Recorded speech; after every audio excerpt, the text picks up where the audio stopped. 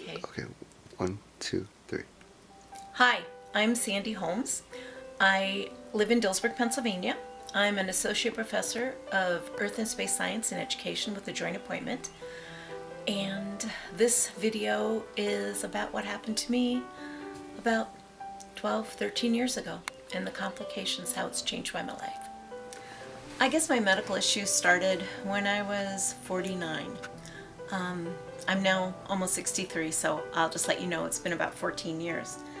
After going through multiple bouts of cancer, which occurred concurrently with urogenital issues, I was required to go through a variety of physical therapies, and there were multiple abdominal restrictions that were included because they had to keep opening me up, and it was like a barn door.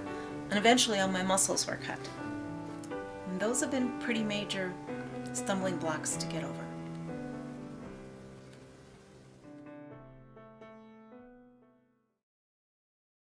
In Pilates, we can strengthen the rest of her body, and it helps to make up for what she doesn't have naturally occurring anymore.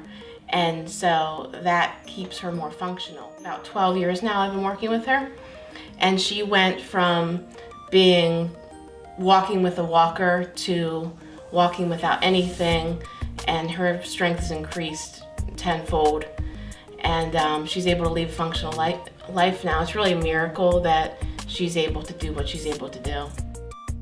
It makes me so happy to help her, and I'm gonna get emotional.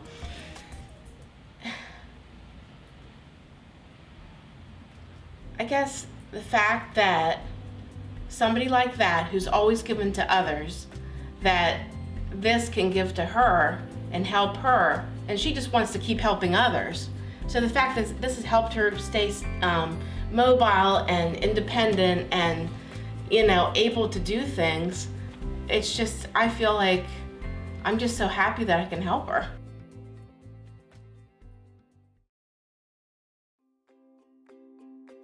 In my community, I belong to a quilt group, and we make about 300 quilts every year that we donate to various organizations. I have 25 years as a volunteer with Girl Scouts. I work with Activity Day Girls, which are girls ages 8 to 11, through our church for several years, and I've held multiple leadership roles there. Right now, for fun, I make cards. I found that the price of Hallmark, and especially with them closing, I can't find them, so I make them. And I also make doll clothes. And I'm teaching some of my granddaughters how to make cards and how to quilt and do all those things too. I also am an avid gardener and food preservation person. I enter things every year in the Farmers Fair.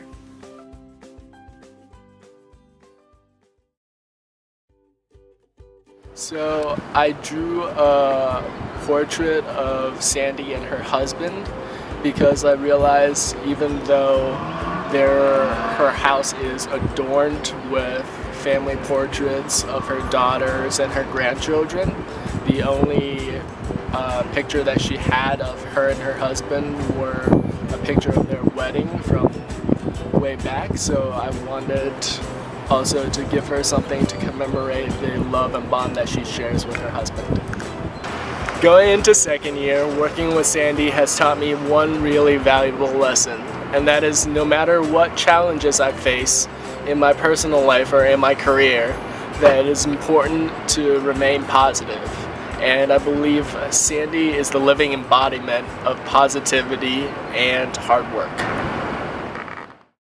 You've asked me why I do the things that I do now. It's mostly because I can't do the things that I really love. I can no longer work with NASA. I can't go trudging through the Bolivian jungles or go to Antarctica. And that was my life. That was who I was, in addition to being very active in my professional organizations. Following my series of medical issues, I was required to not work on Social Security disability. But I still have this creativeness inside of me, this search and quest for knowledge. And so I've had to find other venues that are physically possible for me to do. I knew basic sewing that I taught myself now I'm much better at quilt making and doll clothes and things like that. I've had to modify some of my food storage and preparation. We grow a lot more so that we can stay in this house because taxes go up, and you know, when your income is limited and it doesn't go up, you have to find ways to adjust. I had come across many years ago, and I just really like the sentiment of it. And it starts out, I hear a million don'ts a day, no matter what I do or say. Don't do this and don't do that. And then it goes into, don't leave open the door, don't let out the cat. Well, after my surgery, and during those, I'll say awful 2.5 years where I was constantly going back in for additional surgeries, trying to continue to repair me, I had a list of don'ts that exceeded, basically it cut off my entire life. I couldn't travel, I couldn't write. For some period of time after the stroke, I couldn't read. I had retinal migraines, then I couldn't see.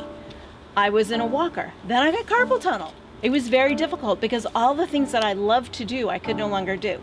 I wasn't strong enough to cast a fishing line. I've been fishing since I was 3. And so that was very hard. I wasn't allowed to canoe. I wasn't allowed to row a boat. So it is what it is. You have certain doors closed. What you have to remember is that you have to look higher than the door to find the window that's open. That's the important thing. You have to find the window. You have to look up. Because there is some answer that is waiting there for you. You just have to search and look and find it.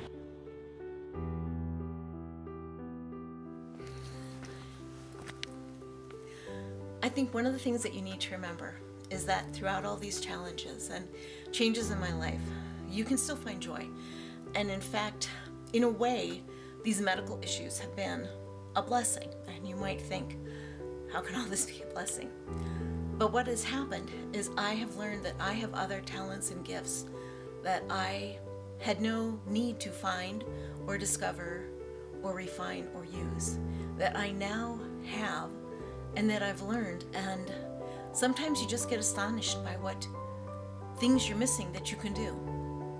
So although I can't play instruments anymore, I have a great voice and I sing in the choir.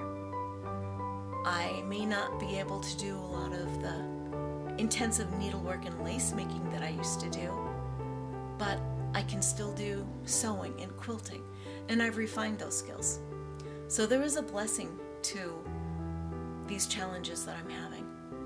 And the other greatest blessing is that I actually have a good amount of time where I can become closer to God.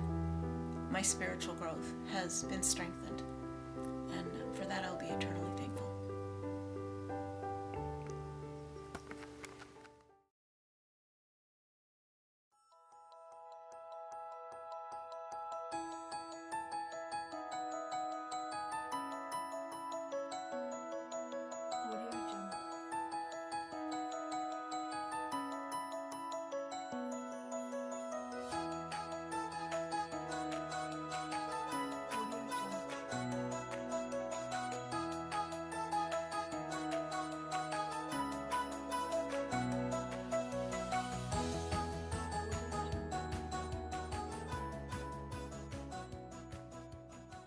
Mind.